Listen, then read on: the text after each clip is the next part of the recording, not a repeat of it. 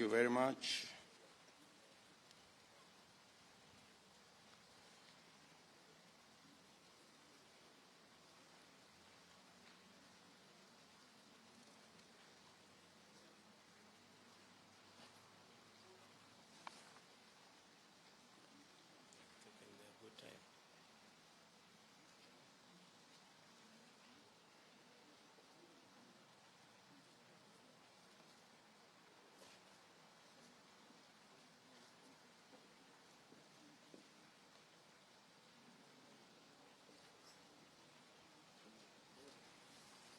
Good. Can we begin? Yeah? Thank you. Now we have concluded a meeting of the 15th Intergovernmental Budget and Economic Council meeting. This morning we had an earlier meeting to agree on the division of revenue. The Treasury, together with the Commission on Revenue Allocation, did recommend that the shareable revenue due to the counties be at last financial year's level of 370 billion. After discussion and considering many factors, including the COVID situation in the country, including our debt levels as a nation, including the fact that the other alternative measures of raising revenue are not tenable, the Council, with the concurrence of the Council of Governors, to whom I am very grateful for this concession and agreement, we have approved last year's level of 370 billion be the amount that will be due to counties. And it is on the understanding that, unlike last year, Treasury will make every effort to ensure that the 370 billion shillings is paid to the counties in full. So far, the Treasury has shown indications that they are on course. The brief that the Council got that they are now dispersing monies for the month of October is a clear indication that they are in good standing to keep to the 370 billion this year, and we expect them to do the same next year. Again, let me appreciate all the stakeholders involved in appreciating the situation we are in as a country, the debt levels, the impending maybe drought situation, and agreeing that we all tighten our belts to ensure that we do not exceed commitments that cannot be funded by revenues and other measures that government is undertaking in making sure that both national and county governments function. We have also agreed on a committee recommendation that was made by the Commission on Revenue Allocation on matters and the auditor and comptroller, and also the controller of budget, Auditor General and Controller of Budget, on matters to do with pending bills. And we have agreed that there will be a meeting chaired by the Controller of Budget that will bring together the Auditor General, Treasury, and the Council of Governors to first agree on what constitutes pending bills, on how pending bills can be managed so that they don't impede the delivery of government service by successive administrations, and where there are huge pending bills, a mechanism be recommended by the subcommittee on how that can be dealt with. Now, and going into the future. We have also, for the very first time, approved borrowing by a subnational government entity.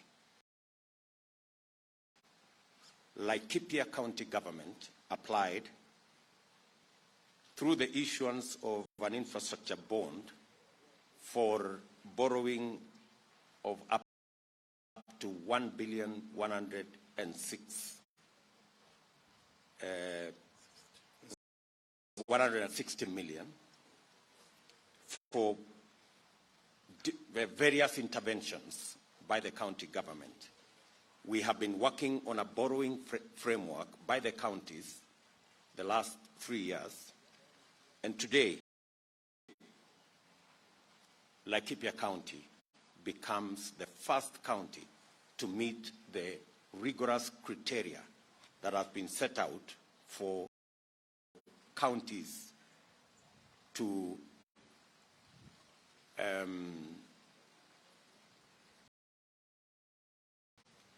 meet so that they can borrow using the county government and the county assembly as a guarantee.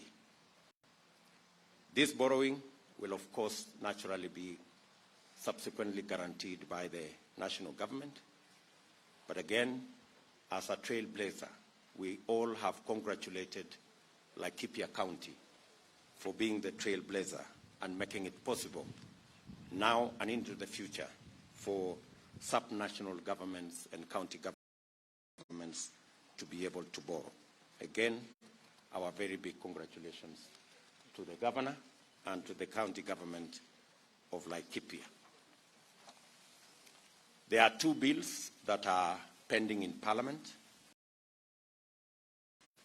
which we have undertaken through my office, that I will consult with the Speaker and the leaders of majority in both houses, the own source of revenue bill and the conditional grant bill that are both in Parliament, so that this can be fast-tracked for purposes of making it possible for us to have a legal framework to facilitate the efficient use of conditional grants and a proper framework that will give county governments a mechanism and a legal framework for them to carry out on source of revenue collections.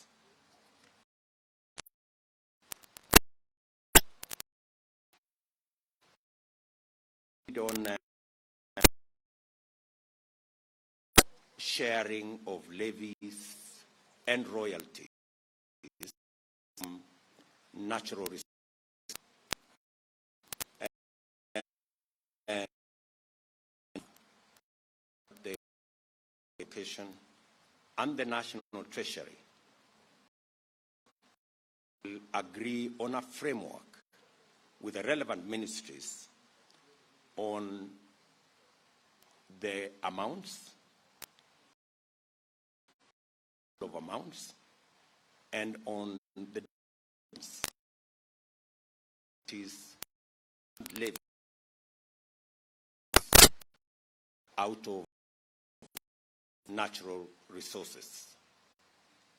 This agreement shall then facilitate Treasury to be able to release royalties, county wide framework, and possibly a legislative framework on how royalties and fees to communities will be communities and the education processes of who and what constitutes communities. We have agreed that the privatization of government-owned sugar mills that that had been in the works for the last almost 10 years, that has been bedeviled by legal challenges.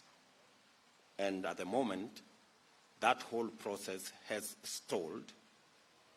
We have agreed that because we are believers in the rule of law, that there cannot be any process that proceeds up and until the various court cases are determined. We have also asked the judiciary, who are represented in this council, to assist in ensuring that the legal challenges that are facing this privatization exercise are fast-tracked by the judiciary in the interest of the counties, the farmers, and all the other stakeholders that are currently in limbo as this process of privatization is not concluded.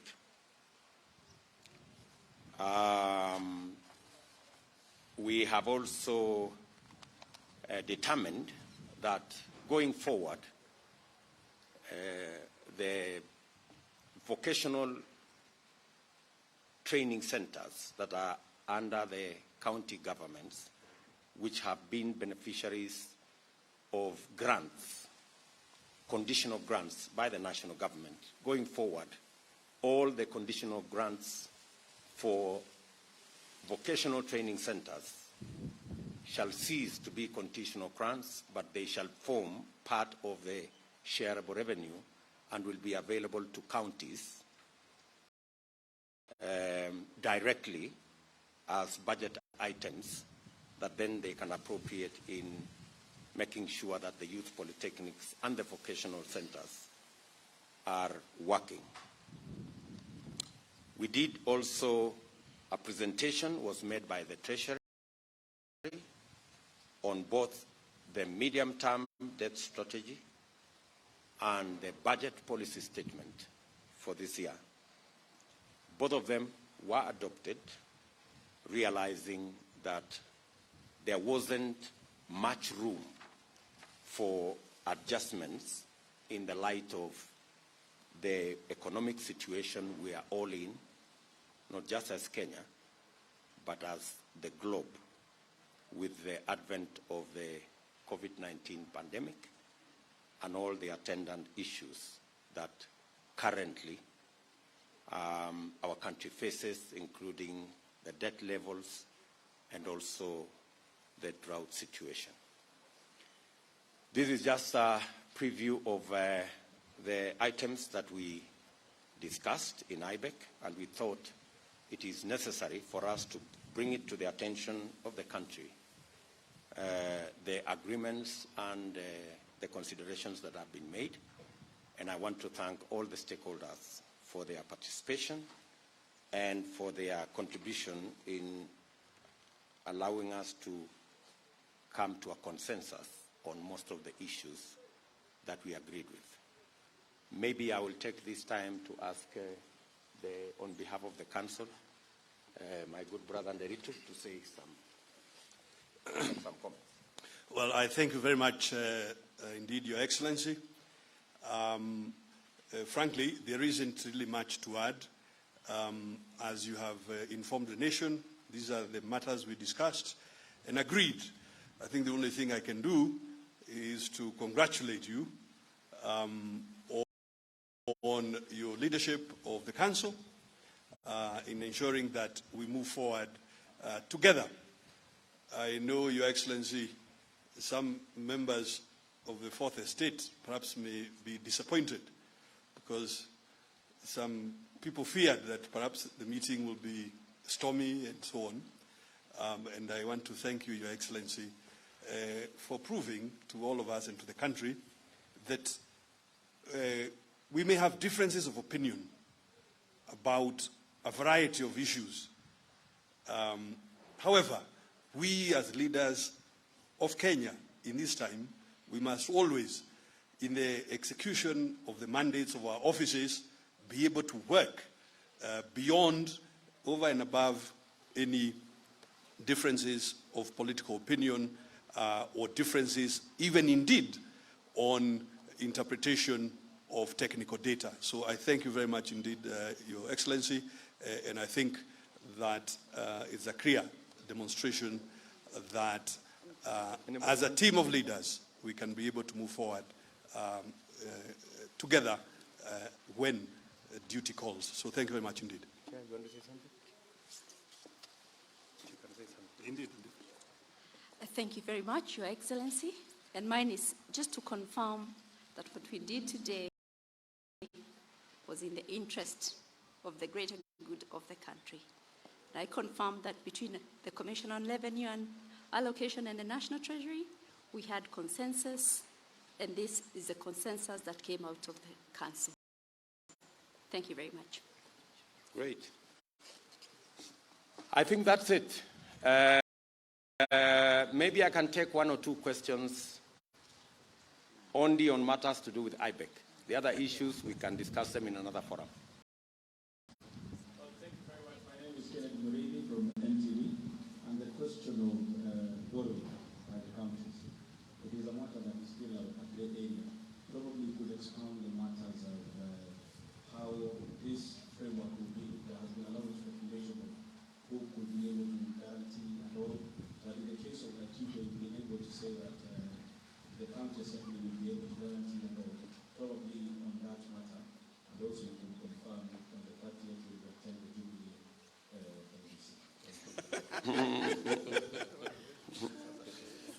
Matters to believe were not part of the discussion, so that we can discuss another time. On the issue of borrowing, again, as I have said, we have been in discussion. We have worked on the regulations. The PFM Act has been, the regulations under the PFM Act have been amended accordingly, and therefore there is now a legal framework for subnational governments to borrow. It's a big topic, it's a big subject, and I think the opportunity presented by Laikipia County as the first ever county to borrow under this framework will be the platform upon which we can assess going into the future how subnational governments can indeed borrow and how efficient or effective. And I did challenge the governor of Laikipia that we are going to work with him to assist him so that this borrowing becomes a success and sets the stage for more county governments to do what they plan to do using not just resources that we have given, we have shared with them from the shareable revenue or indeed from own sources of revenue, but also from borrowing. This is, I think, a welcome development. It is another window that we can use to accelerate infrastructure and matters that can stimulate productivity in counties. The law, for your information, is very specific on what is allowable for borrowing. You cannot borrow to pay recurrent expenditure. You cannot borrow to pay items that are not critical. The borrowing can only be on areas of productivity, where the productivity of the county is going to be enhanced and made better. So again, I think we should all give Laikipia County our congratulations for making it this far, but also tell them that the whole country is waiting and they have no choice but to succeed. Indeed. That again becomes a very huge responsibility on the part of Laikipia County. Indeed. One more, yes? Thank you. I'm Emma from Ebro Television. The DP, about 3 weeks ago when CRA was actually giving out these statistics, the chairperson said that the 2022 general election might actually hamper for revenue collection in the country. Maybe as the second man in command, what would be the best way to increase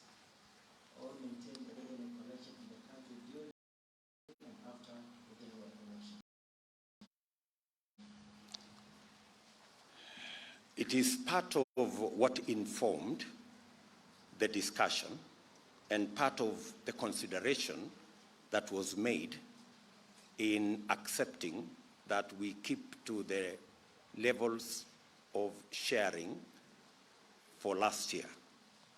And we did actually interrogate ourselves in making sure that the swings when we have an election of revenues going down and up is something that concerns all of us.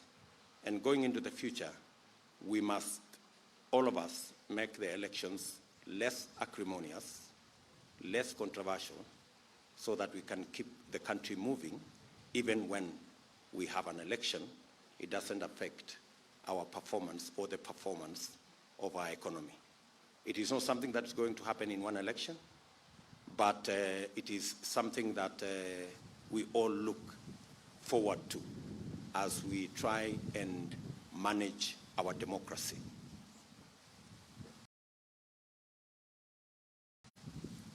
Thank you very much, good people. You are the best, yes? Nani, si wewe ulikuwa umeuliza maswali?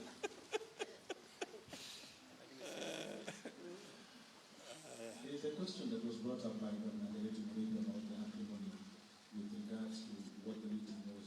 How have you been able to probably navigate it? And also, it has been quite a while since we saw you hosting. Where the meeting was? He was saying that there were fears from some of his colleagues about acrimony. No, it's We've seen you back at work at some time, because most of the footage that we've been very seeing from you is with regards to campaigns. Probably, how is it going to be back?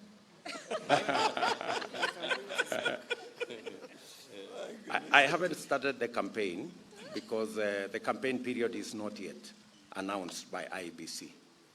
What you have seen me do is to do what my mandate is: speaking to people, understanding their issues, assessing the extent of our government programs, how far the roads are, and receiving feedback from the public. You may want to know that the aspect of public participation is no longer a sterile provision in our constitution. The public constitute a very big constituency in the performance of government. And feedback from the public constitutes public participation. And it is a constitutional provision. So when you see me in various parts of the country, it is because I am the deputy president. And we have government projects all over the country. And I would, as an officer of government, want to benefit from feedback by the public. When the campaigns kick in, we will go to the campaigns. For now, until the IEBC announces matters campaigns, for now we are doing government work. Maybe you haven't seen me in a tie, and I think that's the problem. You know, government work can be done even without a tie. You know, you must not dress formally the way I think the only problem you have is that I have been working without being formally dressed. So, and there is no provision anywhere in law that you must be in a tie to carry out government responsibilities. So thank you very much. Have a good afternoon, gentlemen.